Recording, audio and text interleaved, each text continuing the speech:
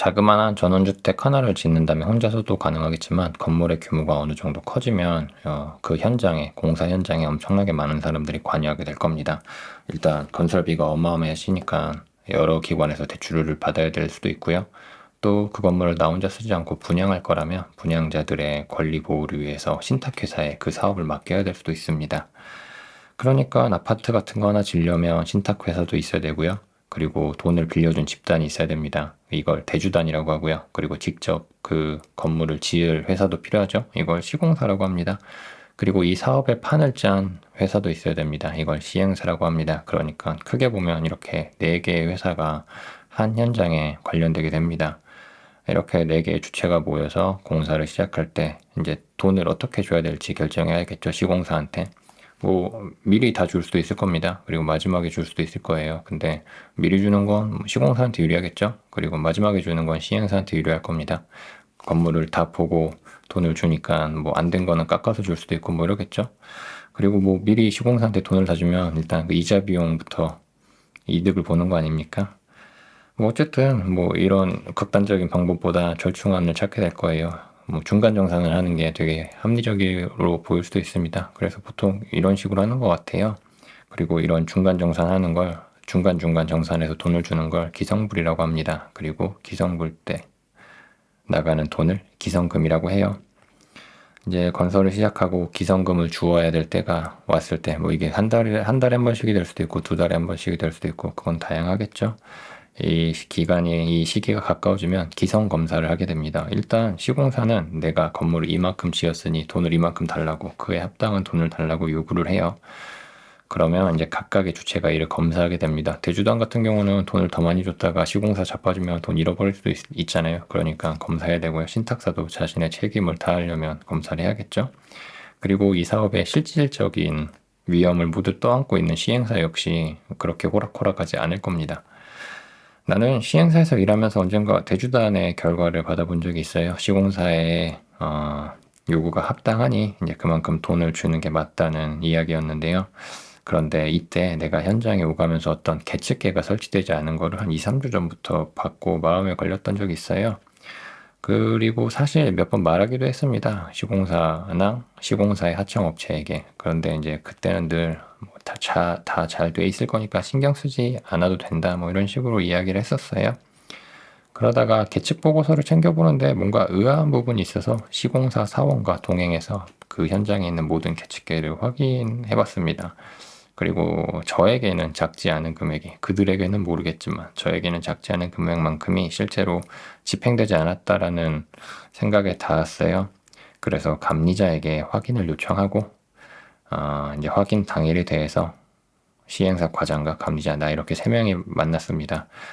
이제 저 말고 둘은 내가 생각했던 것보다 빠진 금액이 이제 덜하다라고 애둘러 말했어요. 그리고 내일까지 빈 부분을 채워 놓을 테니까 다 시공을 해 놓을 테니까 내일 확인하면 어쩌냐라고 말했어요. 둘 모두 이제 현장이 바로 앞에 있거든요. 사무실 앞에 있는데 거기에 직접 들어가기를 원하지 않는 눈치였습니다. 그런데 이제 제가 이 업계에 오래 있던 사람이 아니기 때문에 그들의 언어에 익숙해서 못해서 일 수도 있는데요. 눈치 없이 둘을 데리고 이제 계측계가 빠져 있다고 생각한 곳을 돌아다녔어요. 그리고 실제로 몇 부분이 빠진 것을 이제 서로 확인했습니다. 감리자는 무안해했고 과장은 하도급 업체와 또 하도급 업체에게 전화로 불같이 냈습니다.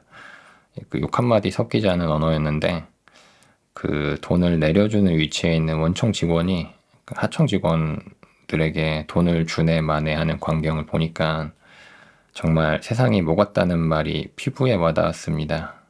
그리고 아마도 이번 일이 이 공사의 서막 같은 것일 텐데 내가 과연 이곳에서 무엇을 보게 될지 또 얼마나 버틸 수 있을지 순간 걱정했어요. 고민했어요.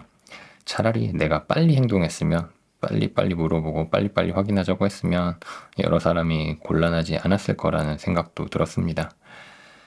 이 눈들 곳 없지만 태어난 척 했던 시간이 지나고 문제가 있던 부분은 그날로 문제가 없게 되었습니다. 해결됐어요. 다 설치됐어요. 그 계측계들이.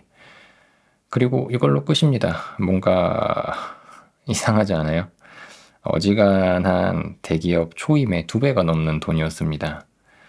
그런데 그런 금액의 문제가 그냥 이렇게 끝났어요. 뭔가 저는 답답합니다. 누군가는 빵 한 조각 훔쳤다고 경찰서에 가고 감옥에 가네마네 하잖아요. 그리고 뭐 만약에 마감 때 카페 직원이 돈을 조금 가져갔다가 걸렸는데 그 상황에서 내일 갖다 놓으려고 했다. 근데 그 내일 갖다 놓으려고 했다라고 말했다면 이렇게 그냥 일이 끝났을까요? 어떤 면에서 이 공사장에 모인 4개의 주체는 처음 사업 계획서에 맞춰 건물이 지어지고 예상했던 만큼 건물이 팔리기만 하면 되는 존재들입니다. 대출해준 은행이 어떤 도시에 이 건물이 지어졌을 때 어떤 영향력을 끼칠지 이런 거 고민하지 않겠죠? 그냥 최대한 싸게 짓고 최대한 비싸게 그리고 많이 팔면 될 겁니다. 그 사업 계획서를 채택해서 대출해주는 게 그들에게는 최선일 거예요. 그들의 논리 안에서는. 신탁사 또한 자신의 책임을 다하면 되는 거고 수수료 받아가면 되는 거죠. 도시에 사는 건 우린데 그 도시는 다른 사람이 만들고 또 거기서 생기는 이익은 다른 사람이 가져갑니다. 만약에 모두가 잘못된 것을 알았지만 괜찮다고 생각했으면 어떻게 되었을지도 생각해봤어요. 하도급 업체는 돈을 더 벌어서 좋았겠죠? 그 계측기가 몇 개 없다고 건물이 폭삭 무너지고 뭐 사업이 어그러지는 게 아니니까 아무도 손해보지 않았을 수도 있습니다. 뭐 또 혹시 모르죠. 그러다가 그렇게 하나하나 빼먹다가 마지막에 뺀 사람이 폭삭 주저앉은 건물에 대한 모든 책임을 져야 되는 그런 상황이 올 수도 있겠죠. 정말 불행할 때는. 모르겠습니다. 여튼 이런 일에 비용은 결국 우리가 지불할 겁니다. 뭐 작게는 누군가 죽고 다쳐서 거기에 대한 산재보험이나 이런 것들에 대한 비용을 우리가 지불을 해야 되겠죠. 더 넓게는 우리 경제의 큰 부분을 차지하고 있는 건설업의 신뢰성 문제에 대해서 생각해 볼 수도 있을 겁니다. 우리 사회 안에서 많은 돈이 이런 식으로 운용되고 있다는 거잖아요. 건설업은 우리 경제에 되게 많은 부분을 차지하고 있으니까.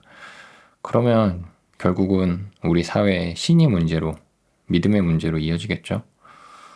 뭔가 탐욕스러운 금융사가 그 무분별한 투자를 해서 일으킨 손실을 우리들의 세금으로 공적 자금으로 메꿔주는 모습의 축소판을 본 것 같은 느낌이 나서 착잡합니다.